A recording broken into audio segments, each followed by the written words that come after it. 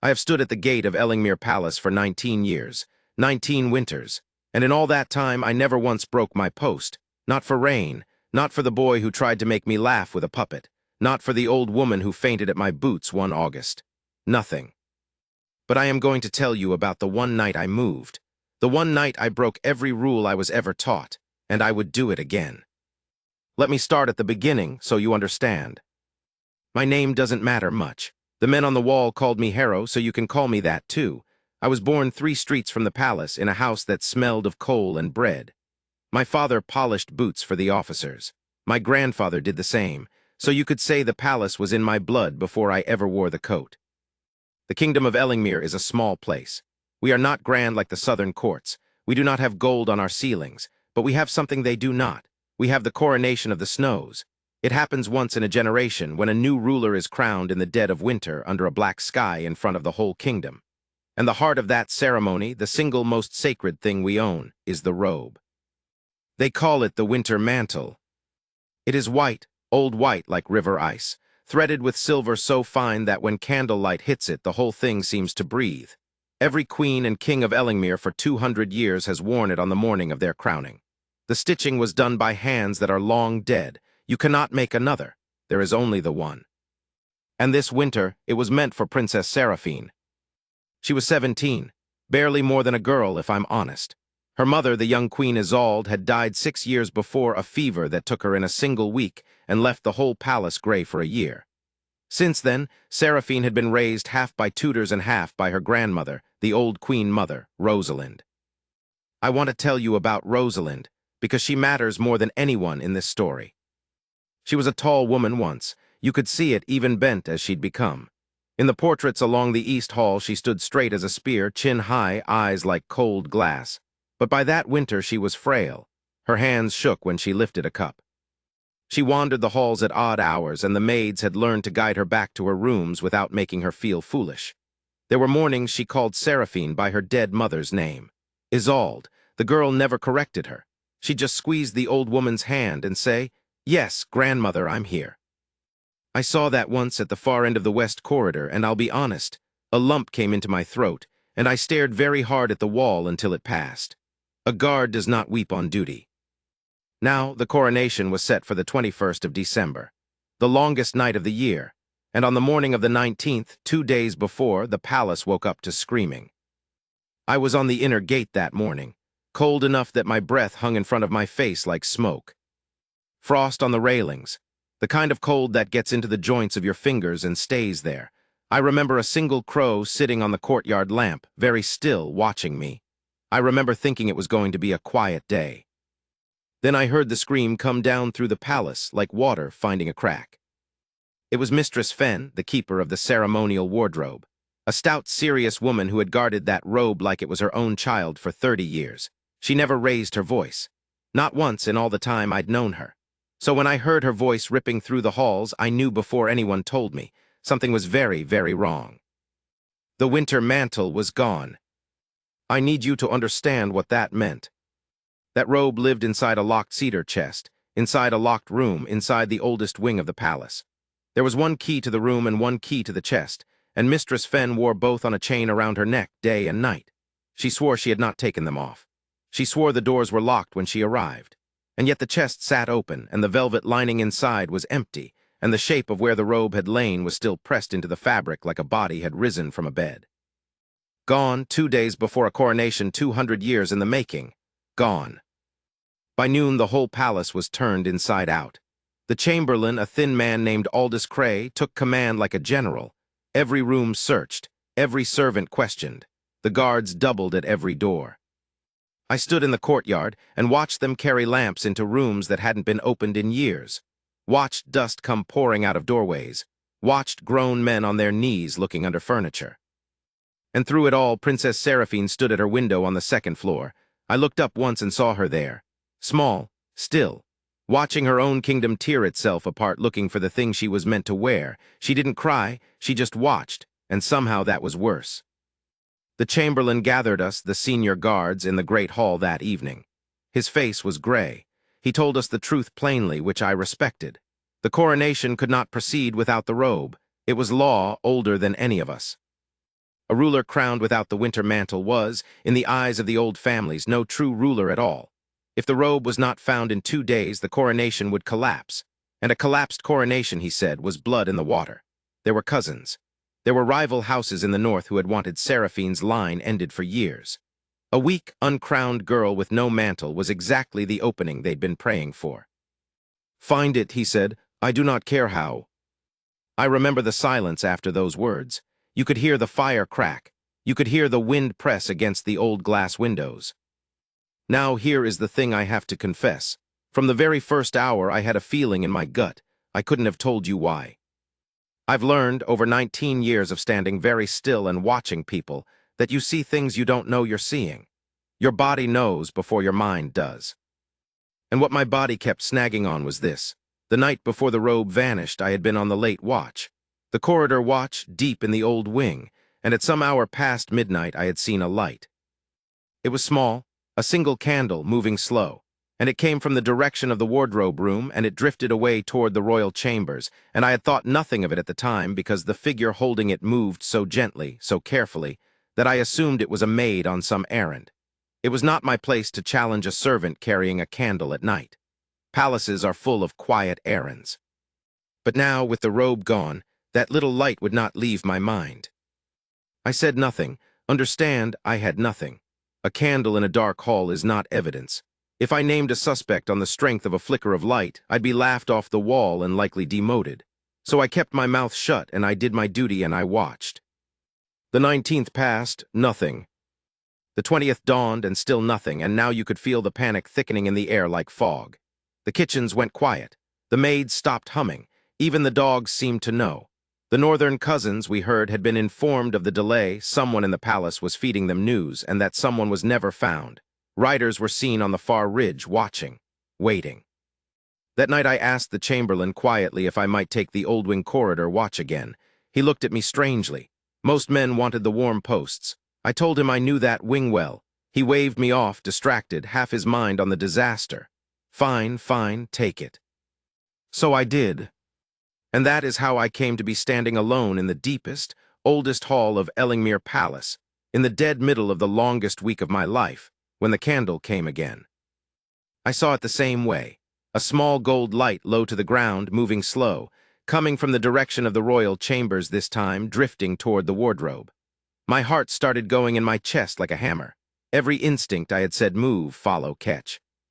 And every rule I'd ever been taught said hold your post, guard. You do not leave your position, you do not chase shadows, you are the wall.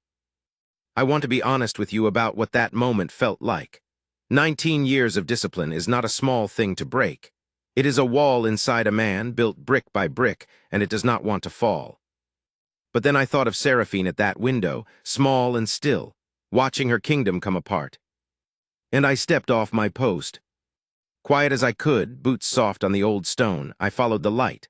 I followed that candle the way you follow something in a dream, slow, careful, half afraid that if I breathed too loud the whole thing would vanish. The old wing of Ellingmere is not built like the rest of the palace. The newer halls are wide with big windows and painted ceilings, but the old wing is narrow, low. The stones are the original ones, laid 2 centuries back, worn smooth in the middle by 1,000 years of feet. The candlelight up ahead threw long shadows that stretched and shrank against those old walls, and I kept to those shadows, one hand on the cold stone to keep my footing silent. The figure ahead was small, hunched, wrapped in something long and dark, a cloak or a heavy shawl. It moved without hurry, which unsettled me more than if it had been running. A thief runs. A thief looks over their shoulder. This person walked like they had all the time in the world, like they belonged there, like they were simply going home. I could hear a sound too, very faint. It took me a moment to place it, and when I did, the hair on my arm stood up. The figure was humming. Soft, tuneless almost. An old lullaby the kind grandmothers sing. My own grandmother used to sing it, in fact, when I was small and sick, a little Ellingmere tune about snow on the hills and a lamb come safely home. I hadn't heard it in 30 years, and to hear it now, floating down that dark hall from the bent back of a figure I could not name, I nearly turned and ran. I'm not ashamed to say it. There is a kind of fear that comes when the world stops making sense, and that was the fear that had me by the throat. But I held and I followed. The figure reached the door of the wardrobe room. The very room the robe had vanished from. And here is the part I still don't fully understand. The door, which had been locked and sealed and guarded, opened for that small, dark shape without a sound. No key that I saw, no force. It simply gave way as though it knew this person and would not deny them. Later I learned there was a second key, an old one forged when the palace was young that everyone had forgotten. A key that belonged to the royal line itself and had passed down, mother to daughter, for generations. It had been thought lost for 40 years. It was not lost. It had simply been in a drawer in a very old woman's bedroom all that time. The figure went inside. The candlelight moved through the crack of the door, gold and flickering. And I stood in the black hall with my heart slamming, and I made myself count to 20 before I moved. When I finally crept forward and put my eye to the gap in the door, I saw a sight I will carry to my grave. The Queen Mother, Rosalind, was on her knees in the middle of the room. Not a thief, not a rival's spy, not a servant. The old Queen Mother herself, in her nightgown and a dark shawl, kneeling on the cold stone floor in the dead of night. And she was not stealing anything. She was searching. Her thin hands moved over the empty cedar chest, over the velvet lining, patting it, feeling into the corners like a woman who has lost something and cannot understand where it has gone. And she was talking, murmuring in a low, broken voice, and I had to hold my breath to hear the words. "Where have you put it?" she was saying. "Where have you gone? You were here, you were just here. Isolde, Isolde, my love, where have you gone?" Isolde, the name of her dead daughter, Seraphine's mother, 6 years in the grave. And all at once, standing in that cold, dark hall, I understood, and the understanding broke my heart clean in two. She wasn't looking for the robe. Not really. In the fog of her old and failing mind, she had gone looking for her daughter, and somewhere along the way, on some night no one had witnessed, those two things, the robe and the girl, had tangled together into one. The white robe her daughter Isolde had worn at her own coronation. The last time Rosalind had seen her whole and glowing and alive. I stood there and I did the arithmetic in my head, and it landed like a stone in a well. The candle I'd seen the night the robe vanished, coming from the wardrobe room, drifting toward the royal chambers. It had been her, Rosalind. She had come here in the night alone, and she had found the winter mantle in its chest, the white robe her daughter had worn, and in her confusion she had believed, I am certain of it, that she had found some piece of Isolde herself. And she had taken it, carried it back to her rooms, to keep it close. To hold on to the one white thing that still smelled, in her mind, of her lost girl. And then, the fog rolling in and out as it does with the very old, she had forgotten she'd taken it, forgotten where she'd put it. And come back night after night to this cold room, to search for a daughter who had been dead 6 years. I want to tell you what I felt in that moment because it's important. I did not feel triumph. I had found the answer. The great mystery of the vanished robe, the thing tearing the whole kingdom apart, I had solved it alone, and I could have walked straight to the chamberlain and been a hero by morning. But I felt no triumph. I felt only a terrible, aching pity and something like shame for having watched. Because think of what would happen if I marched down and announced it. The Queen Mother took it. The old woman. She's been hiding it in her rooms. They would find the robe, yes. But they would also drag that frail, confused, grieving woman into the light in the worst way. They'd call her a thief, or worse, they'd call her mad and lock her away in some quiet room out of sight, and the last shred of dignity she had left would be stripped from her in front of a kingdom that had once bowed to her. Her granddaughter would be crowned in the shadow of her grandmother's disgrace. That is what I would be handing them. I could not do it. But neither could I do nothing. The coronation was one day off. Without the robe, there was no crowning, and without a crowning, there was a girl at a window with wolves circling on the ridge. I had to find a way to do both. Return the robe, save the coronation, and protect an old woman who had in her grief done a thing she didn't even remember doing. I stepped back from the door before she could see me. My mind was racing. If the robe was in her chambers, I had to know where. And I could not exactly search the private rooms of the Queen Mother, a guard doing that would be flogged or worse, no matter his reason. So I waited. I stood in that black hall for what felt like hours while the old woman searched and murmured and finally ran out of strength. I heard her sigh. A long, tired, defeated sigh, the sound of a person giving up for the night. I heard her rise, slow and creaking. and I melted back into the deepest shadow as she came out, candle in hand, and shuffled back down the corridor toward the royal chambers, humming her sad little lullaby about the lamb come safely home. I followed at a distance, all the way to her door. I watched her go inside. I marked the room in my mind. And then I did the hardest thing of that whole long night. I turned around and I walked away, and I told no one, and I lay awake until dawn trying to build a plan that would save everyone at once. Here is what I decided. I could not accuse her, but I could find it quietly and return it to the wardrobe and let the world believe the robe had simply been mislaid in the chaos and recovered. No thief, no madness, no disgrace. A miracle, they'd call it, let them. A kind lie that hurts no one is worth more than a cruel truth that ruins a family. But to get into her chambers, I needed help. And there was only one person I could trust with a secret this dangerous. Only one person who loved that old woman enough to protect her and loved the kingdom enough to save it. The princess herself. So the next morning, the morning of the 20th, going into the coronation eve, I did a thing no guard is ever meant to do. I requested a private audience with Princess Seraphine. Alone. They nearly refused me, a gate guard asking to speak alone with the future queen on the most desperate morning in the kingdom's memory. The chamberlain looked at me like I'd lost my wits.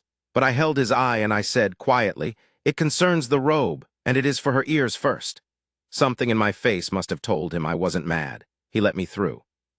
She received me in a small sitting room, gray light coming through the tall windows, snow starting to fall outside. She looked exhausted, 17 and carrying the weight of a 200-year-old kingdom on her thin shoulders. But she looked at me steadily and she said, "You found something." I have never been good with soft words, so I told her plainly. I told her about the candle, about the old wing, about what I had seen through the crack in the door, about her grandmother on her knees on the cold stone, searching for a daughter 6 years dead, murmuring, "Isolde, where have you gone?" And I watched the future Queen of Ellingmere put both her hands over her mouth, and I watched her eyes fill, and I watched a single tear break loose and run down her face and drop from her chin, and she did not make a sound.